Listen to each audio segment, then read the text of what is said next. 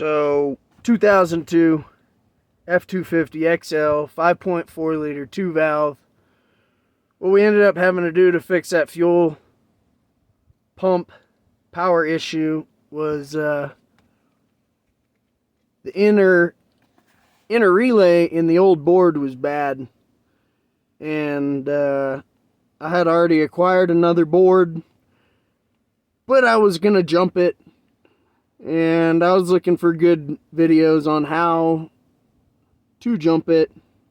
I came across this guy, shout out to Big Bill, and I mean, he shows you how to do it, but it still looks like a jumbled clusterfuck when you're done. So if you have the ability to, get yourself a remanufactured board and keep the underside of your truck looking OEM and not like a clusterfuck of meth head work. So, yep. I'm going to do a video to explain to people that need to know how to jump it because they don't have access to a new board. Because I know how to do it now. And I feel like I should share that with people because not everybody has the luxury of just going and getting another one. So, thanks.